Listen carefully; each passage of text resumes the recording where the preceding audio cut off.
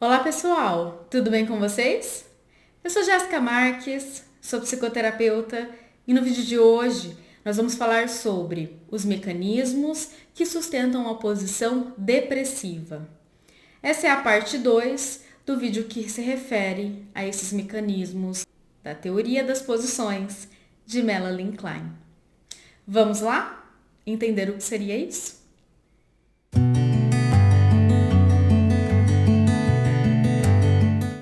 Se você chegou a esse vídeo e ainda não viu o vídeo anterior sobre os mecanismos que sustentam a posição esquizoparanoide, eu vou deixar acima nos cards, assim você consegue acompanhar e depois dar sequência neste vídeo, ok? Vamos lá então. Se nós falamos que o início dos mecanismos da esquizoparanoide seria cisão, o primeiro mecanismo da posição depressiva seria a integração. Se antes eu dividi, agora eu estou unindo, integrando. E esse processo é muito doloroso.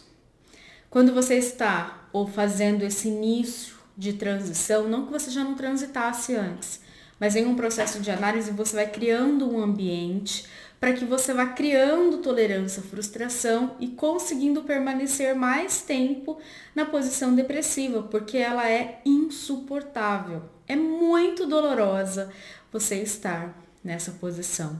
É muito mais prazeroso estar na esquizoparanoide, porque lá é uma grande cota de ilusão do que de fato estar na depressiva.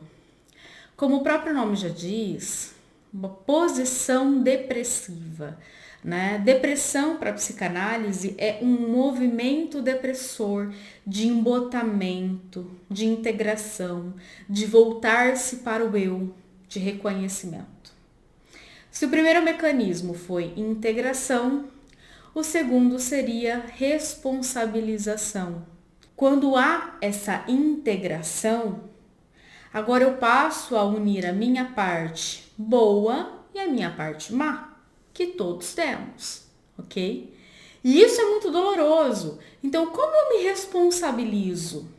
Como eu pude, se a gente faz essa alusão à ideia do ser bom e do ser mal, como que eu pude odiar aquela que eu tanto amo? Então, peraí, eu também tenho responsabilidade? Eu também ataquei aquele sujeito? Então, essa responsabilização é extremamente dolorosa. E é nesse mecanismo que muitos acabam transitando de novo para a esquizo, até que cada vez mais esse movimento vai sendo possível de transição de uma para outra. Então, após a responsabilização, nós temos também a reparação. Como que eu reparo agora essa situação? Já que eu também ataquei, já que eu tenho a minha cota de responsabilidade sobre essa situação que eu estou refletindo e que ela é dolorosa. Então eu trago esse exemplo nos nossos grupos de estudos porque eu acho ele muito didático para esse momento.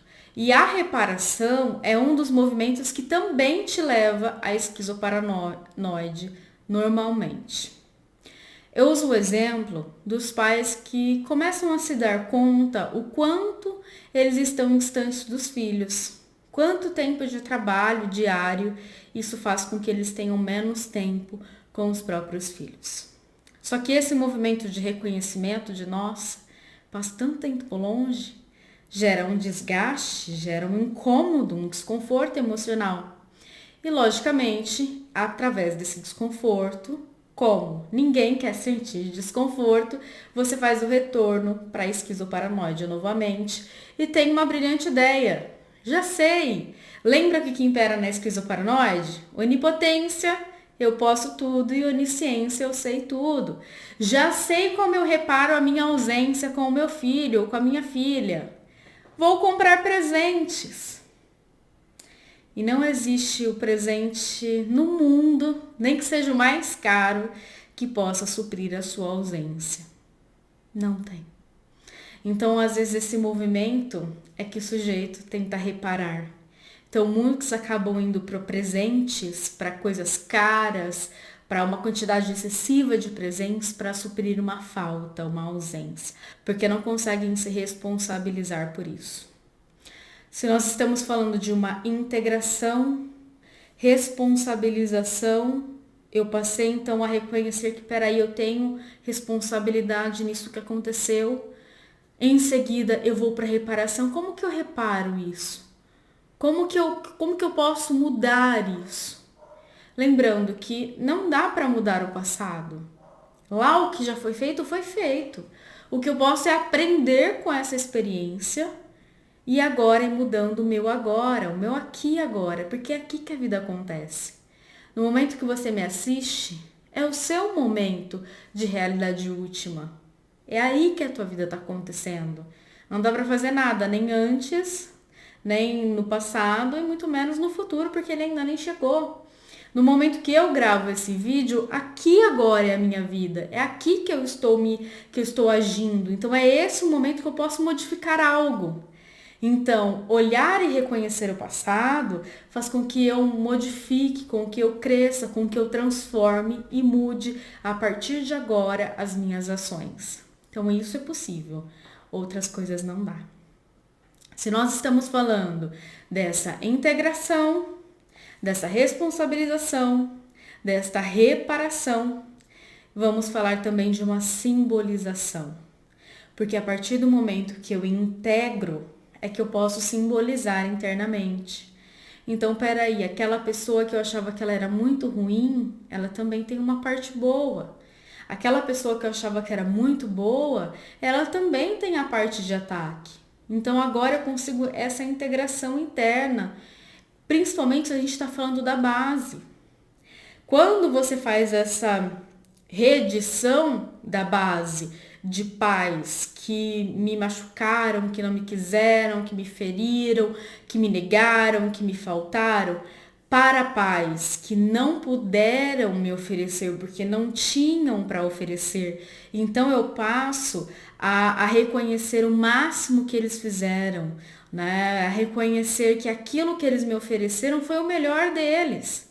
Já é uma versão melhorada daquilo que eles tiveram. Então, nesse momento, onde eu passo a simbolizar internamente, acoplado com a simbolização, eu tenho a gratidão. E não é uma gratidão verbal, é uma gratidão interna, de sentimento. Você passa a se sentir preenchido e não mais aquele vazio, sabe? O vazio que grita, aquele vazio que é barulhento, que te deixa ansioso, porque na verdade para psicanálise a ansiedade é culpa, te deixa agitado, te deixa querendo se livrar desse desconforto o tempo todo. Então, com a gratidão, permanecendo cada vez mais na posição depressiva, claro que você não deixará de passar para esquizo. Essa transição ela vai acontecendo. O que significa que você poderá viver mais tempo na depressiva, mais tempo em contato com a realidade. Se você está tendo gratidão, então agora uma última fase da posição depressiva seria a retribuição. E a retribuição não é como muitos pensam. Não é eu devolver ao outro aquilo que ele me ofereceu, ou oferecer algo para o outro esperando que ele me ofereça em troca. Não. A retribuição é quando eu posso oferecer para o outro algo que ele nunca me deu, algo que ele nunca pôde me dar. É oferecer ao outro sem esperar nada em troca. E quando nós entramos em contato com a realidade, com o universo, com o mundo, você vai se dando conta de quantas oportunidades chegam até você. E muitas vezes, por estar adoecido, você não se deu conta, você não conseguiu reconhecer que aquilo ali era uma oportunidade, sabe? Que aquilo ali era tudo que você estava pedindo, mas como não veio exatamente do jeito que você queria ou no tempo que você queria, você descarta muitas vezes por estar na esquizoparanoide e dizer que aquilo ali não é legal. Então, nesse momento de retribuição, você consegue reconhecer as pequenas realizações diárias. Realização é o encontro de duas pessoas que juntos conseguem construir. Por exemplo, o fato de você estar me assistindo e me ouvindo agora é uma realização. Para isso você precisa de uma internet, de um aparelho que transmita. Se você usa um fone, tem um fone, você consegue me ouvir. Isso também é uma realização. Percebe? É essa construção de oportunidades que nós temos e que às vezes com o ritmo diário ou com uma incapacidade isso vai passando desapercebido. Então você passa a reconhecer cada detalhe do seu dia, cada oportunidade que a vida te traz, que ela sempre traz. Quando nós falamos desse último requisito, então significa que assim, eu transitei da esquizo, que é a divisão e tudo mais, para depressiva, agora eu estou mais integrado e aí acabou? Eu elaborei? Tá tudo certo? Não. Quando você passa a viver todos esses mecanismos da depressiva, agora você precisa aprender a conviver com ele. E não é nada fácil. É algo insuportável, porque você precisa aprender a conviver com aquilo que você não pode mudar. Isso dói muito, porque no nosso íntimo, nós gostaríamos que todo mundo agisse e pensasse da nossa maneira. Não seria muito mais fácil? Mas não funciona assim. Então você vai ter que, para elaborar, e vivendo cada vez mais esse espaço, esses sentimentos que são provocados pela posição depressiva, o que é bem doloroso e vai levar um tempo. Não é só elaborar a posição depressiva. Sabe por quê? Porque todo esse processo vai acontecer para cada vazio, para cada sentimento de desconforto que você tem aí dentro. E se nós estamos falando de um vazio interno, são vários. É no decorrer da vida.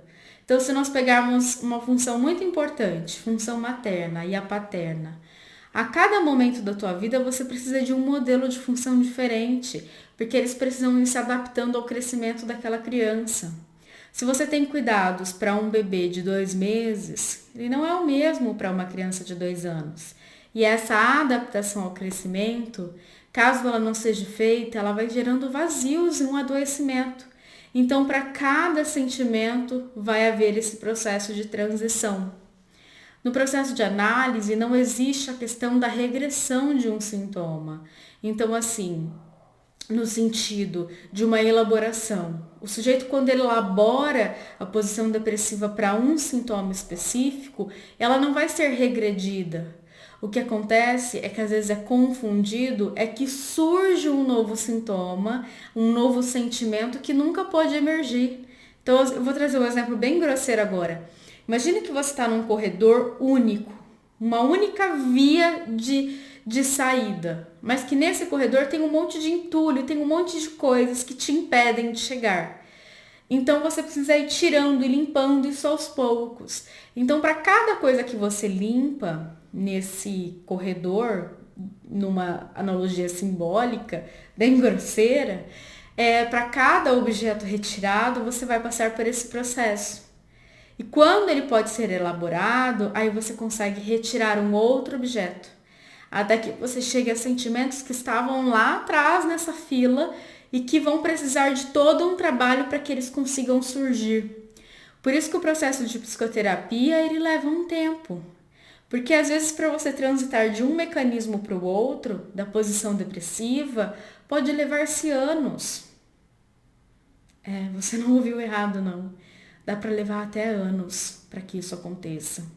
Porque dói muito ter que reconhecer que a realidade não é como eu gostaria. Dói muito ter que reconhecer que os pais, um companheiro ou uma companheira, os meus amigos, eles não podem ser aquilo que eu preciso, que é necessário. Então é algo que vai ser preciso que eu possa me oferecer de agora em diante. Espero que tenha feito um pouquinho mais de sentido. E é claro, se você ainda não é inscrito aqui no canal, se inscreve e permanece para os nossos próximos vídeos. Um grande beijo e até o nosso próximo encontro. Tchau, tchau!